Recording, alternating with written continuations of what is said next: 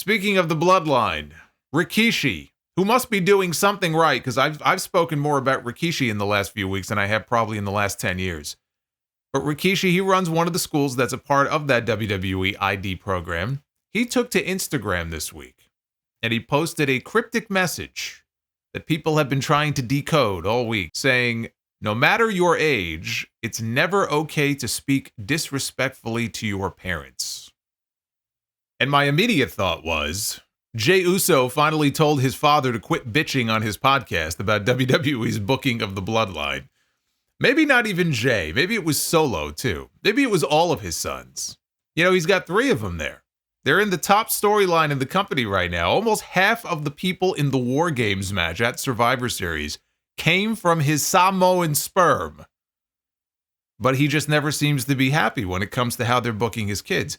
He even pitched an idea on his show for WWE to create a brand new gimmick match just for the Bloodline. Not just a new gimmick match, but devote an entire pay-per-view to it. Like we used to have Hell in a Cell and TLC. So whatever this new concept would be called, you would have an entire show devoted to it. He said they could put 3 rings together and then build a dome to go over them and put all the Samoans and all the Tongans in the match. Because 3 rings work so well for WCW. I'm just glad they finally brought War Games to the main roster with 2 rings. You know, for how much they're selling ringside seats for these days, you know it wasn't easy for them to agree to do 2 rings instead of just 1. Now he wants them to add another ring. They're going to end up with so many family members in that company, they may have to give them their own Royal Rumble match in the next few years. Let's keep with the Bloodline, because WWE confirmed this week that War Games will indeed remain a 5-on-5 affair, which means we are adding people that really don't need to be in this match. On Raw Monday night, Sami Zayn turned to Seth Rollins and he pitched him on the idea of being their 5th man. And Rollins basically laughed at his face and said, "You have to be out of your mind." He said he will never team with Roman Reigns. And never is a funny word in pro wrestling. Later on in the show, Solo Sikoa tried to recruit Rollins for his team, and Seth said that not only will he never team with Roman Reigns, he will never team with a Roman Reigns wannabe either. But the fact that they had already announced a rematch for Raw tomorrow night between Rollins and Bronson Reed, I said this in my review. I said, even though Seth said no, we can't count out the possibility that he could still end up in that match, joining the Bloodline if they cost him his match against Bronson Reed. And without giving away spoilers, because tomorrow night's show is a taped show, and given what went down on SmackDown Friday night, you can surmise what might happen on the show tomorrow. They threw some red herrings at us also. Jimmy Uso, he approached Braun Breaker to have a conversation. Jey Uso was seen talking to Rey Mysterio. Sami Zayn on SmackDown Friday night was chatting up LA Knight in the back. They were all little teases that maybe these people would join them for War Games, but that was all just to throw us off the stuff with Rollins and Reed. Which brings us to SmackDown. We had the OG Bloodline and the new Bloodline. It's like Coke against New Coke. New Coke tastes like shit. And Coke is really bad for you, especially if you drink too much of it. So they brawled, and Bronson Reed showed up to attack Roman Reigns and Roman's family. And he looked like an absolute monster out there. He fit like a glove with Solo's team. Reed is actually part Samoan himself, so I do wonder if they would consider keeping him with the Bloodline beyond just Survivor Series. I don't think he needs it, but he just seemed to fit in so well. He crushed Jimmy with a tsunami splash, and then he crushed Roman with a tsunami, and then Jey Uso told Roman after, call him.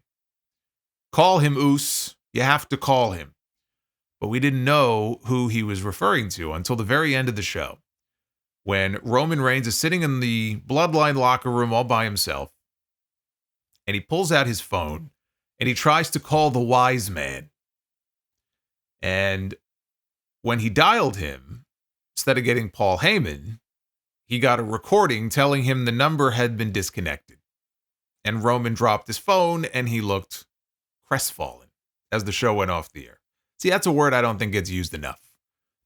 Many a times I've watched WWE programming over the years, and when the show ends, I sit here crestfallen. Thankfully, that doesn't happen as often now as it did 5 years ago, but I assure you, it used to happen quite often. Seth Rollins as the fifth man has to be the favorite right now, with Bronson Reed joining Solo's team. It only makes sense that Rollins would want in, despite what he said on Monday. That's why I said never is a funny word in wrestling.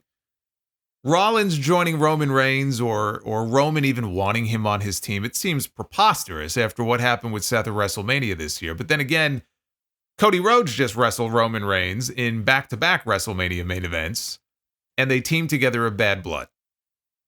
I mean, it would be as ludicrous as Kevin Owens agreeing to be part of either one of these Bloodline teams in War Games, if you consider his history with both of them, which is why adding Cody and KO to the match, honestly, yeah, you could say, well, that would have made a little more sense given their ties to the Bloodline, but really, it would not have been much better.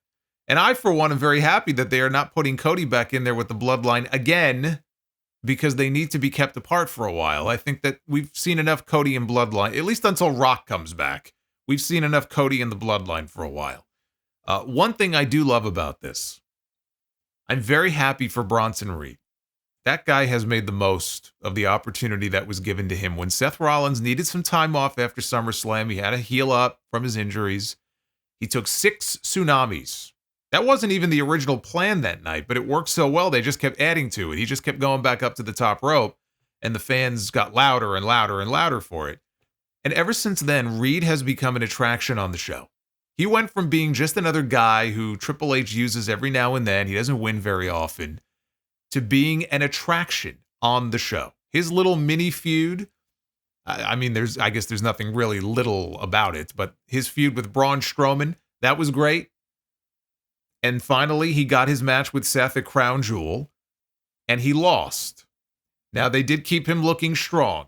So, I mean, they kept him as strong as they could possibly keep somebody who just lost. But looking back on it now, it makes even less sense to me than it did the day that it happened that he lost that match. But the fact that he is now going to be a part of the main event at Survivor Series, the main event, I think that's awesome. And I'm happy for the guy. And adding him and Seth is not going to make the match worse. The match itself is going to be even better for it. It still doesn't mean that it was necessary for them to add anybody else to the match in the first place. But once they reunited the OG crew all those weeks ago, they still had weeks left to go before the pay-per-view. They had to do something to build drama for War Games. Now, they could have dragged the reunion out a little bit longer and then pay it off this week coming up or next week. Instead, they're building drama around who the fifth man is going to be on either side. We know one of them. Next week, we'll find out who the other one is going to be. And now we need to see how the Heyman cliffhanger is going to be paid off. Why would Paul Heyman change his phone number and not tell Roman Reigns? Oh, I don't know. Maybe it has to do with the fact that Heyman admitted on television months after WrestleMania to Nick Aldis that he hadn't even spoken with Roman since he lost the title. He hadn't even heard from him. Then he got destroyed by Solo Sikoa's crew. He was left for dead, and Roman never even bothered to check in on him. I'd be upset too if I were him. See all these people on social media pointing to the time that Solo Sikoa destroyed Paul Heyman's phone in the ring. Like, they're so smart, they cracked the case. Apparently, none of these people know how cell phones work. I'm not sure some of these people know how to work a can opener.